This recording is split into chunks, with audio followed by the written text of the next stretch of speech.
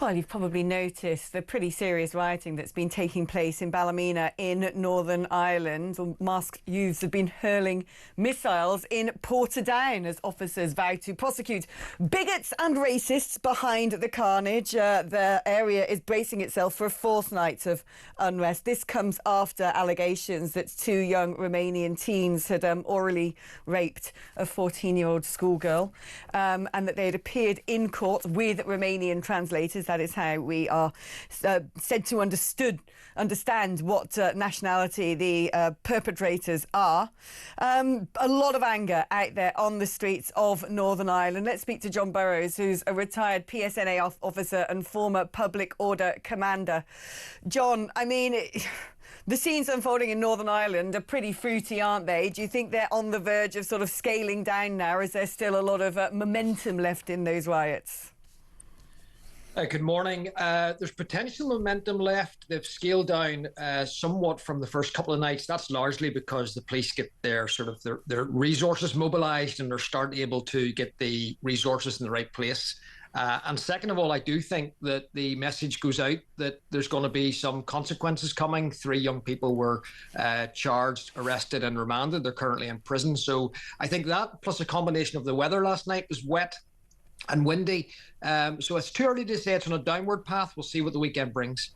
Do we know who is behind the rioting? Is it just angry young locals? Do you think, looking at some of the footage, that they may have been infiltrated by organised gangs? Is there a whiff of the far right? We were told that after the Southport riots, that this was all about the far right and that they had planned all these various attacks, and yet those never materialised. And any links to the actual far right seem to have been refuted in retrospect. But do we know who these rioters are? Are they all from the local area, or is there a risk that there are other people who might be using this for their own particular advantage? It's a little bit of a mixed picture. Certainly, there isn't a big far-right presence in Northern Ireland whatsoever. They don't get any votes here. So I don't think there's an organised far-right. I think there's, and it's never to excuse violence, but if we want to understand it, it's similar to the kind of dynamics you're seeing in parts of England in particular. There'll be certain areas where young men express a frustration, where there's senses of social cohesion that people say have changed, that migrant communities tend to be housed in a condensed area. So they'll say, look, Northern Ireland's 95% white, only 5% migrant, but those migrants tend to be in a condensed area. There's frustrations about housing policies and about the stuff you talked about, private housing going prioritised to migrants. So all of those stuff bubble. And there is an element of racism, and there's an element of recreational rioting, because young people can enjoy this kind of thing. When you add it all up together, whenever this tension that's been building, then we got the news that a 14-year-old girl had been horrendously assaulted, sexually assaulted, and that the suspects were from the Romani community. That's when this disorder broke out. So there's, I suppose, 2 things. One, you've got to deal with the disorder in the here and now in the criminal justice system. But when that is done and you police that out, there will be, of course, these underlying tensions that need to be, I suppose, explained, understood and managed. Yes, you know, I must admit, looking at the footage, it reminds me of the Southport riots, where there seems to be a load of angry locals, and then yet somehow at the very front of these riots seem to be some young men suitably equipped with black balaclavas and paramilitary gear who look sort of in fine fettle and very athletic, and I do sometimes wonder, who are they? But, you know, this isn't going to be the end of rioting in the UK, is it? Because we've seen this pattern taking place across Europe now. There have been riots in France, in Germany, in Sweden, in Denmark, even in the Canary Islands, and that until the problem of sorting out the migrant crisis is really grappled with, that the general public are seething about this, that we now live in a very febrile atmosphere, and it only takes one particular incident to light the blue touch paper. And however much the crackdown is from the government, we saw it after Southport with the televised trials, however much they crack down on these riots in Northern Ireland, I fear that that particular bung of deterring the general public of going out on the streets and protesting when the next tragedy unfolds is not going to last for very long. It's only a temporary thing, and perhaps all we're going to see is more rioting and an even more draconian response by the UK government.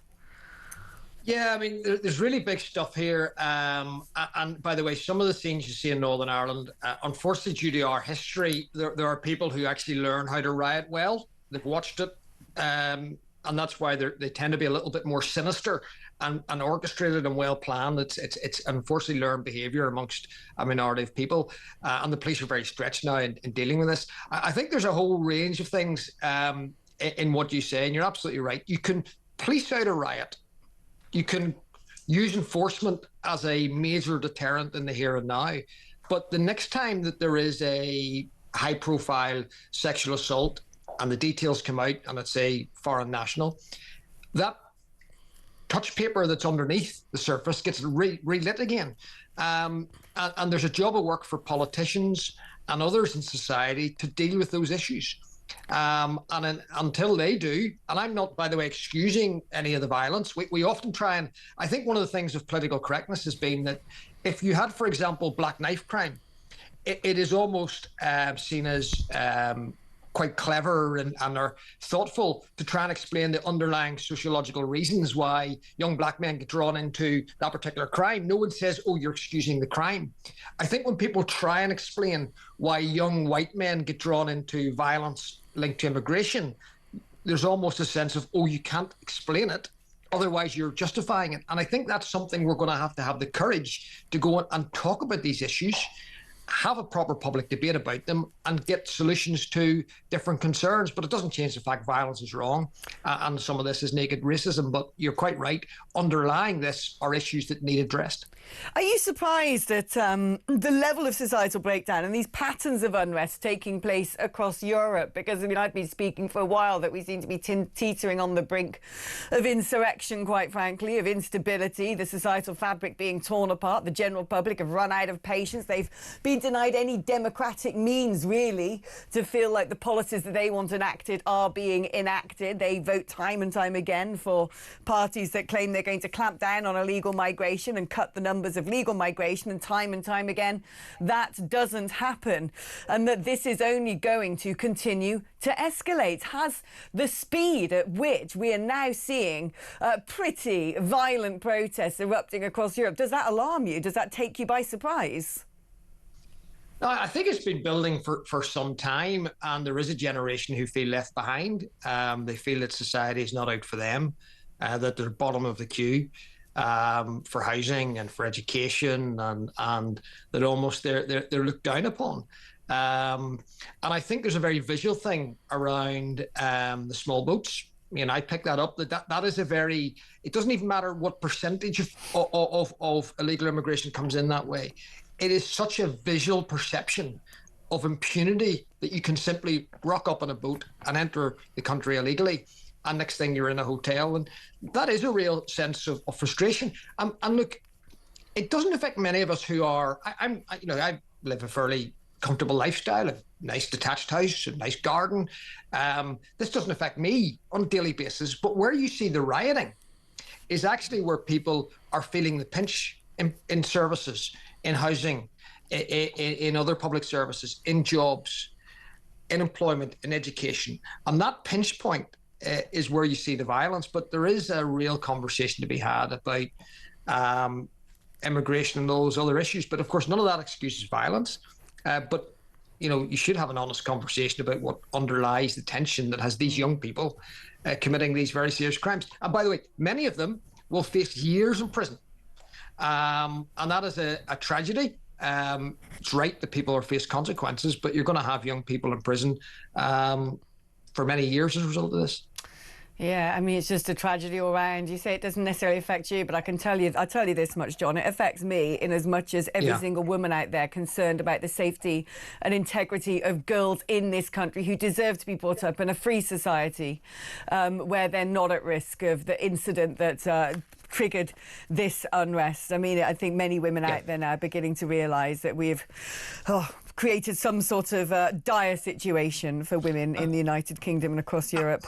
And by the way, when I say that, it's not me saying it in a without empathy. I'm trying to explain, I think, while there is a disconnect between how some view an issue and others, because your experience is very different. And often the people who frame policy live in liberal middle-class areas, and they're unaffected by some of the issues that affect those who are actually out in the street. So, I do think there's a connection needed in UK politics between certain communities that feel left behind and those who are in charge of the country.